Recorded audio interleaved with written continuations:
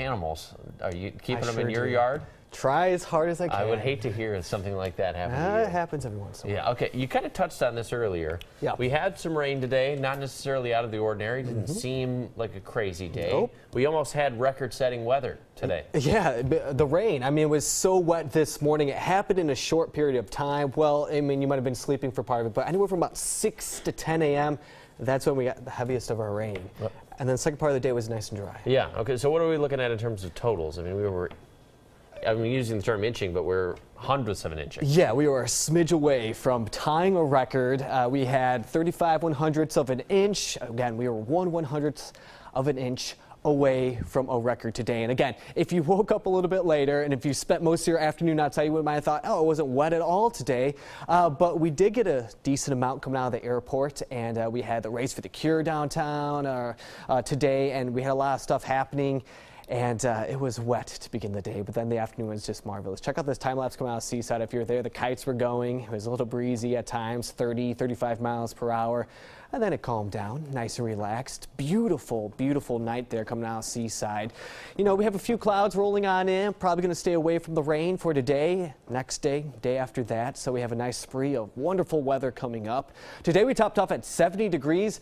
We'll probably be pretty close to that again tomorrow and the next day after that. So it's going to be very similar over the next 3, which is a little bit below our average. But hey, it feels really nice. Current temperatures right now in the lower 60s to the 50s. Salem, wow, about 7, 8 degrees cooler than this time yesterday. I'm just showing this because I want you to know it's going to be a little chillier early tomorrow morning. Our forecast lows probably going to drop down to the lower 50s, upper 40s for some neighborhoods. I also expect some patchy fog to develop, but just be prepared for some cooler weather. That goes for the kids that will be going to the bus stop early tomorrow morning. So temperatures likely in the lower 50s, nice chilly morning, light breeze out there. By the time they're heading home though, we'll have a few passing clouds. Temperatures should be back into the upper 60s to the lower 70s. I threw this out on social media, but if you didn't see it, check it out. By the time we finish off our month, our sunset's going to be before 7 p.m. and by the time we get to November 4th, before 5 p.m. So get out there, really enjoy the second part of your day because we're losing that light pretty quick. All right, rain and cloud forecast. Here's what's going on. We have those clouds passing through tomorrow afternoon. Shouldn't drop any rain.